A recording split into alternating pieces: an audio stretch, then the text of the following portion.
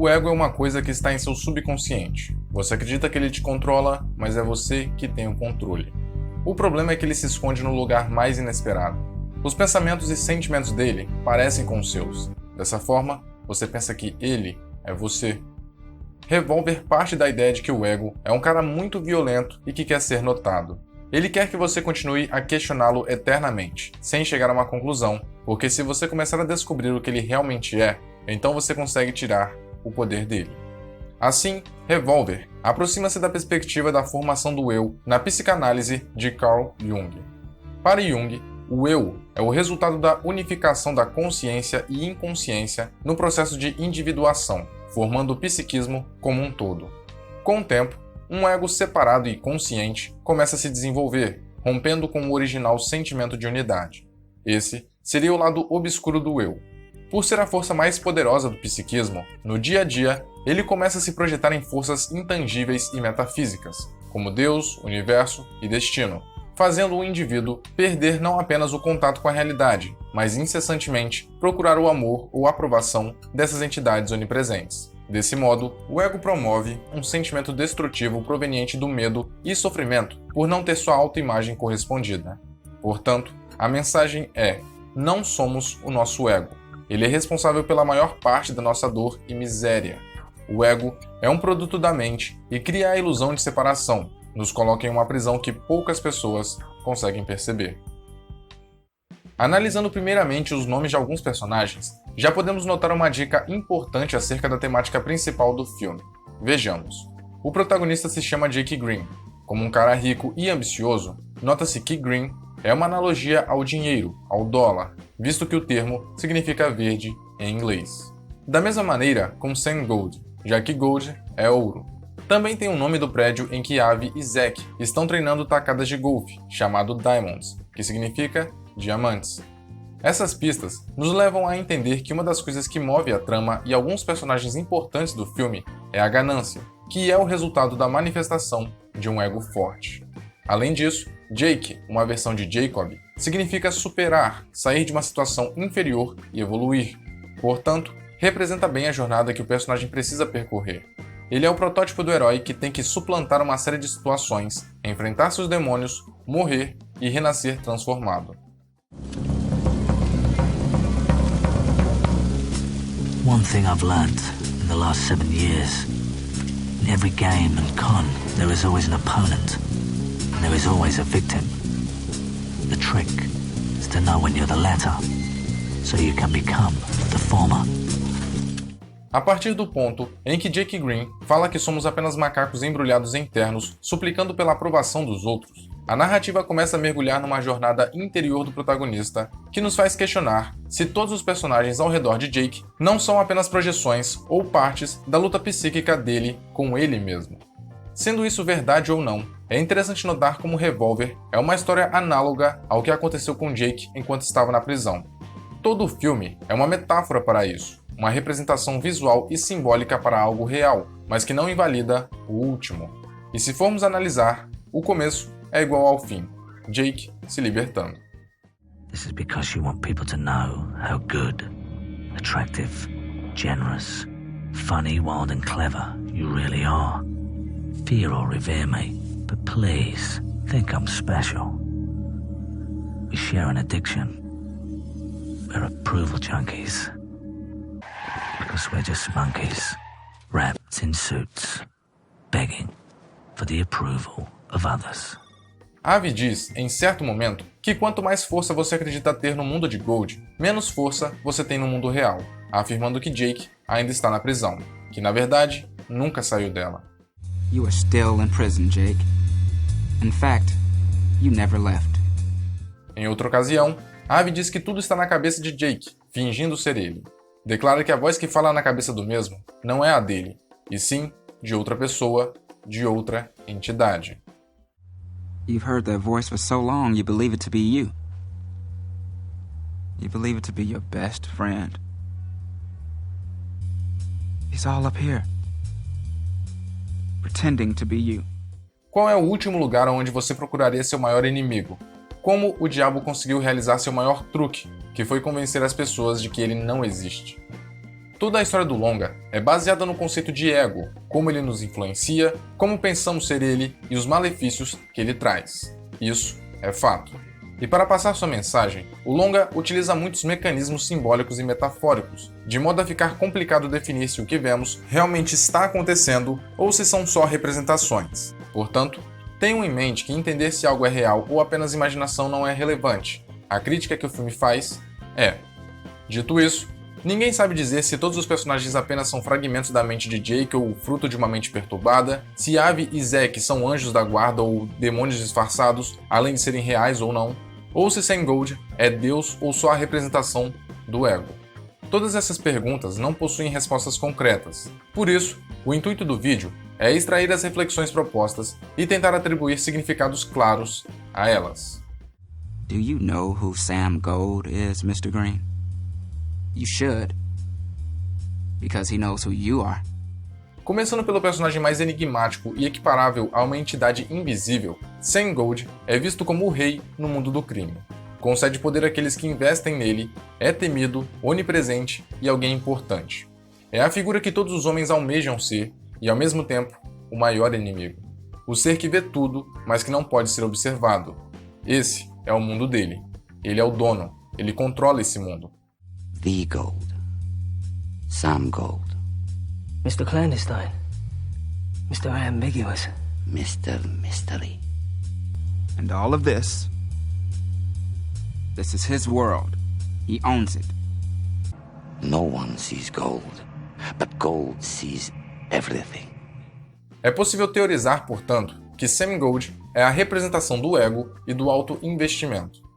The more power you think you have in Gold's world, the less power you have in the real world.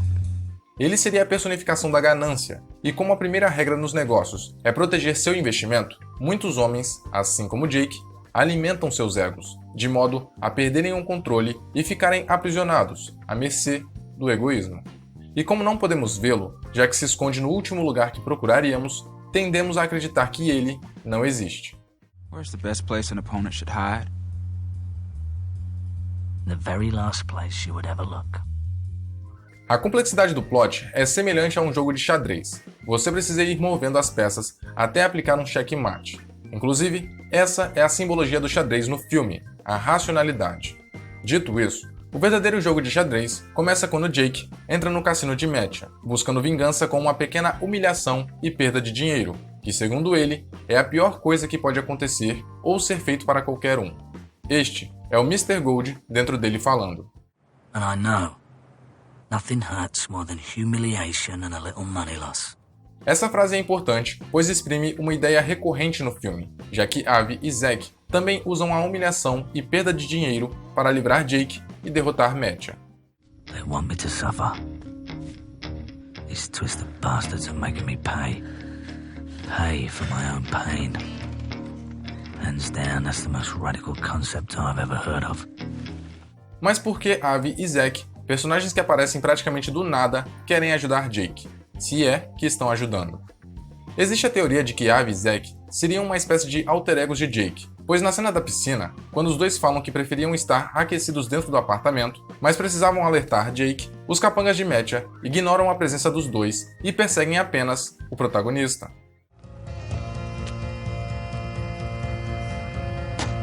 You're on your own, Jakey boy.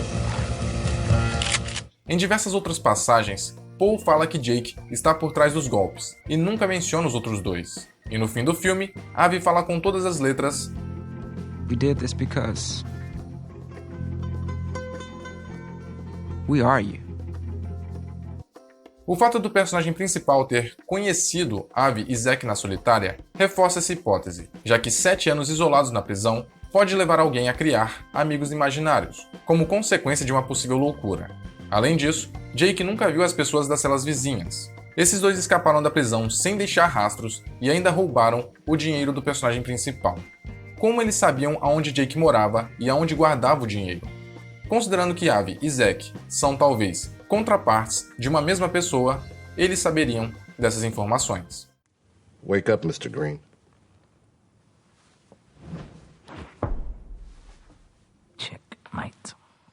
Se isso for verdade, então é fácil entender por que ambos pretendem livrar Jake do seu lado egoísta.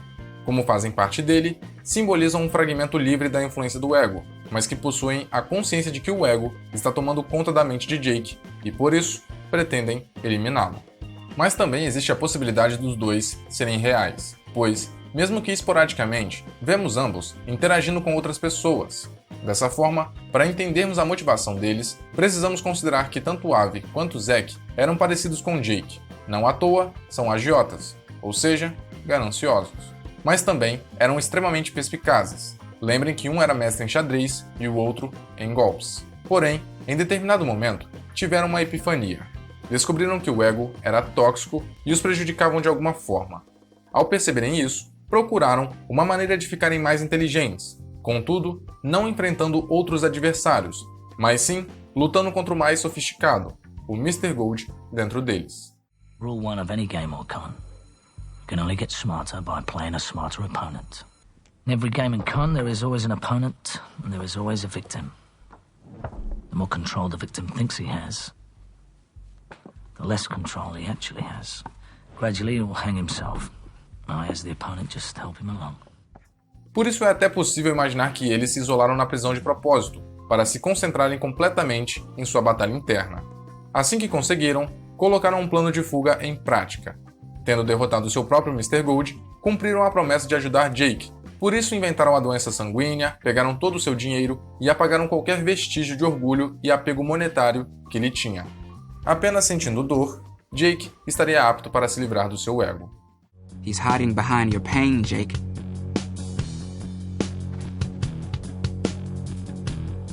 You're protecting him with your pain.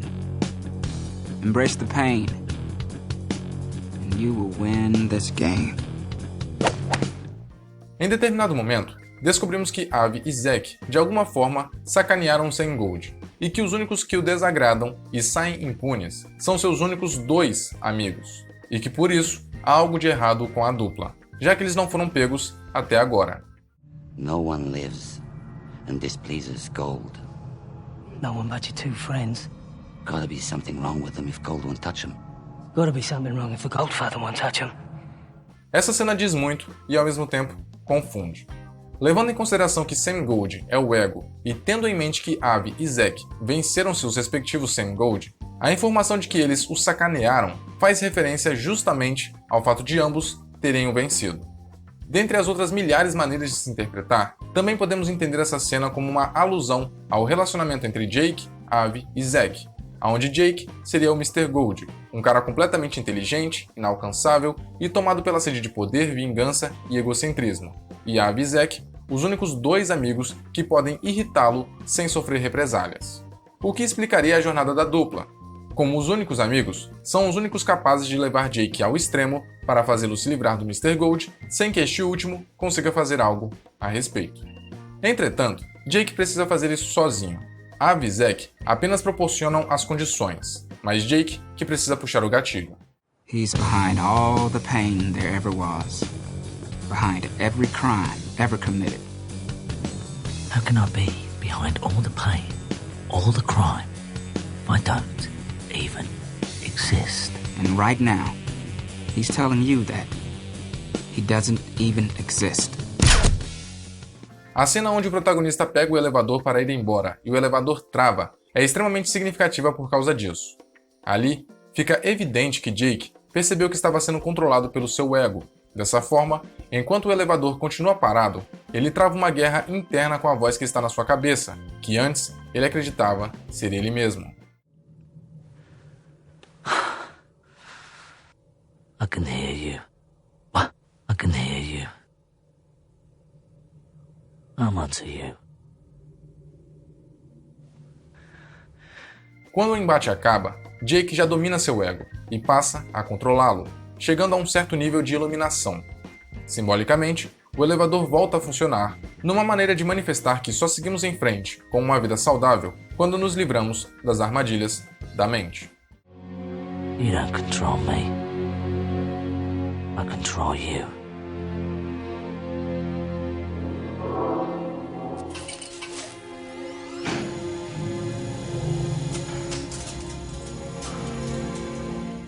Seu amor ao dinheiro era sua prisão, e uma vez confrontado pela possibilidade de morte e completamente sem grana, o protagonista chega ao limite, reconhece suas falhas provenientes de seu ego e transcende. Nesse momento, Jake toma o poder sobre sua consciência e Sam Gold, seja quem for, não tem mais influência sobre ele. Jake chega até o primeiro andar, onde se depara com Mattia, apontando uma arma para ele. Mattia se sente indignado e ofendido por Jake, já que o mesmo entrou em seu quarto com uma arma carregada para pedir desculpas.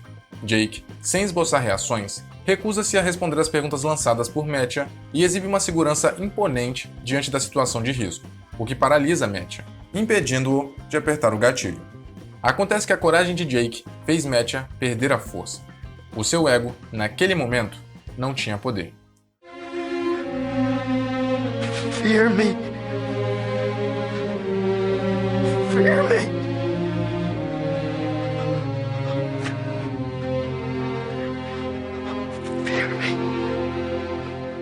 Nota-se que ao mesmo tempo em que Jake abandona o medo e o desespero por aprovação, Mattia vai pelo caminho inverso. Se apavora e demonstra a ansiedade infantil de querer ser reconhecido.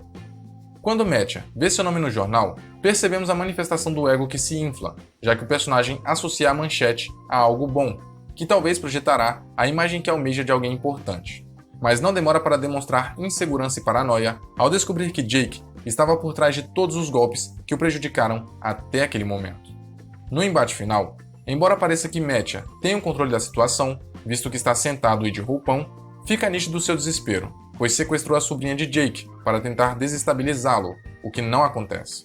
Pela segunda vez, o ego exigente de Mattia é desafiado pela presença calma de Jake, o que é demais para ele. Sentir que não é temido e que sua figura não representa mais nada, o tornando patético, o faz sucumbir ao desespero. You don't play by the rules, Mr. Green. You like to play silly games with my head, don't you? Talvez por não ter tido um Avi e um Zack para ajudá-lo a controlar o seu Mr. Gold, Mattia permitiu que seu ego tomasse o controle, que guiasse seus pensamentos e decisões. Porém, ao fazer isso, ficou refém da própria insegurança. E assim, ao ser confrontado por uma pessoa confiante, seu ego perdeu toda a força, o que abalou Mattia. Por isso não via mais sentido em permanecer vivo. A vergonha, o desespero, o medo, a falta de propósito e de reconhecimento o fizeram atirar na própria cabeça.